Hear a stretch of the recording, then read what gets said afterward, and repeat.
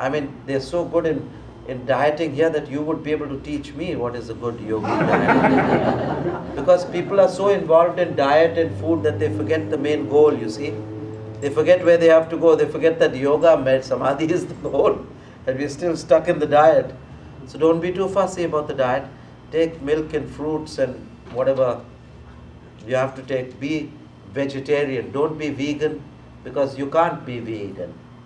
It's impossible to be vegan. It's hypocritical to be vegan. You'll ask me, why?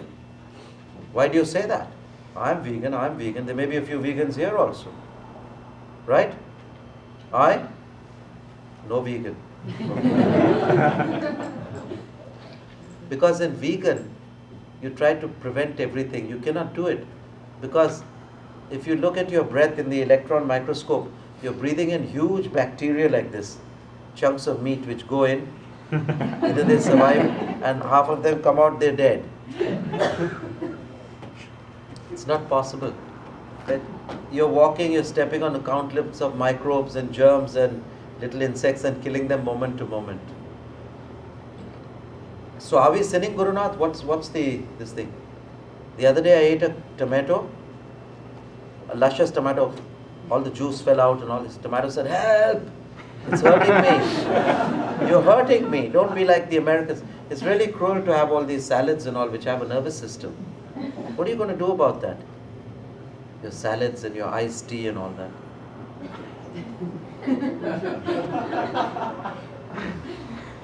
How can you people be so cruel as to step on so alive a phenomena as a green patch of grass?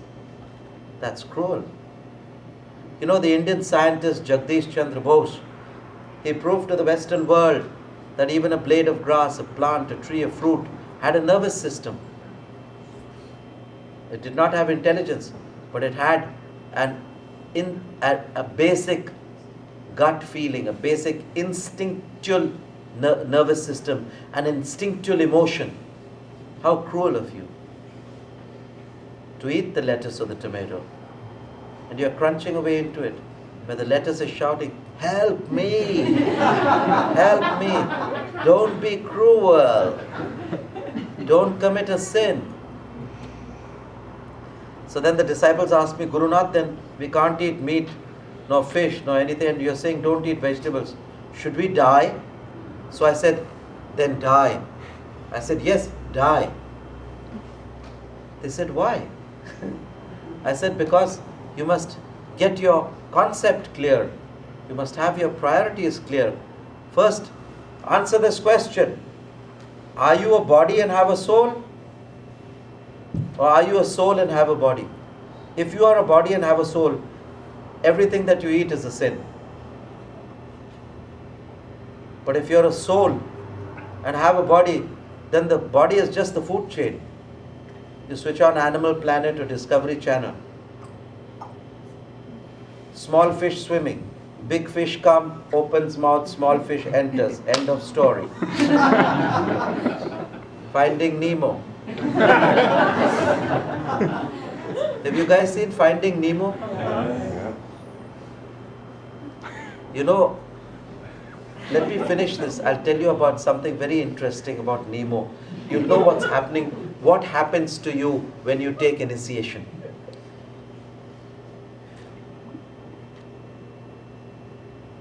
So the food chain is very important to know that don't be fussy, be vegetarian. Sometimes if you have a tuna sandwich or a turkey breast, it's okay with a lot of salad and tomatoes, which it's very cruel to bite into. And you see, at least the turkey, if you bite into that, the turkey's soul evolves to a higher consciousness. Where will these poor guys grow? I'd rather have a hand-to-hand fight with a bull or a wild boar. If he kills me, he eats me. If I kill him, I eat him. That's fair. But to snatch a baby out of the cradle or a helpless being who cannot run, a cabbage can't run. And it's like, yeah, no, don't eat me. And you catch a baby out of the cradle and you try to eat a baby. That's more sinful than having it out with a man and you're hungry. Either that the barbarian eats you or you eat the barbarian. That's fine. All's fair in love and war. But don't be cruel, I say. You can't have a helpless piece of vegetable which cannot run and defend itself, you're attacking it. That's not fair.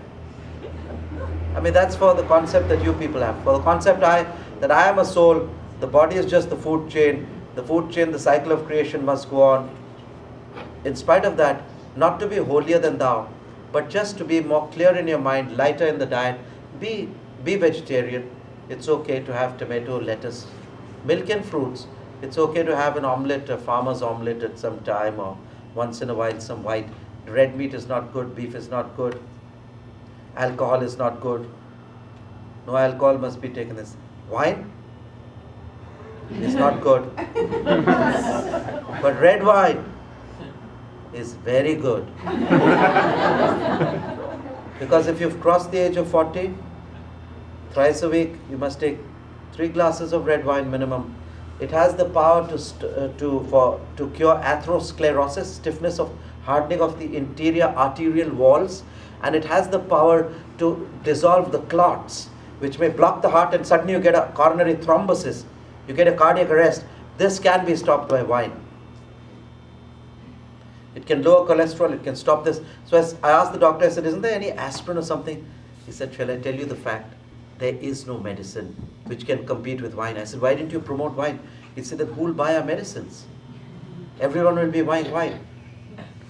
So I said, but this is my mission. I tell everyone to keep dark chocolates and wine in their emergency kit.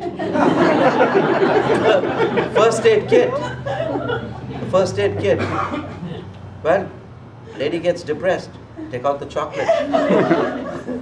Immediately they feel okay. Then they understand the man. The man gets depressed. So it's for a good understanding, always keep an emergency chocolate bar in your pocket. Then somebody has high cholesterol, somebody feeling uneasy, give them a bottle of wine. No glass, take straight from bottle. So these are emergency things. I mean, I'm unique in my way of teaching. You'll say the other holy men come and they teach this. I'm not a holy man, I'm just an ordinary man. But I can give you more experience than the holy man. I don't know what they mean by holy man. You are as holy as me. So if everybody is holy, there's no word. It's an egotistic thing to say holier than thou and less than thou and all. I think we're all same. We're all on this in the same boat. I'm just telling you, let not our boat become the Titanic. Just follow Kriya Yoga, follow the correct path, and let's get on to the path. That's all I'm telling you. So this is all good. Have an understanding. Go in for a vegetarian diet. It's no harm. You will not commit sin by eating lettuce and tomatoes. I like to eat fish. Neither by eating the tuna sandwich. Is fish okay once in a while, you say? It's okay because there's a body thing. Your body needs some sort of a diet of food, and preferably I would say those who are meditating would avoid the meat, but don't be, if you feel like it and it's there, you have to go. It's not a sin to. And Jesus was walking by the Sea of Galilee, and were given unto him 5 fish and 2 loaves of bread. And he brake the bread and multiplied it. And he brake the fish and multiplied the fish. And there 5,000 people feasted upon that fish. And Jesus ate of this bread and this fish also. Today Jesus' body is transfigured into light. He has become one with the Christ. The Christ has become one with the Christos. Wherein did he become the lesser by eating the fish? Nobody has answered my question so far. I occasionally have fish and this thing. Egg sandwiches I love, of course. I'm predominantly vegetarian. Sometimes I like it. Even my disciples tell me, no, Gurunath, today we'll have vegetarian. I say, okay, fine. We'll have vegetarian. Mexican, half-cooked chapatis, beans. Beans I don't like because they make your stomach swell. That you should not. And if you've eaten food, wait for 3 hours before Kriya Yoga. Do your Kriya Yoga practice before you eat. Now continue with what you wanted to ask.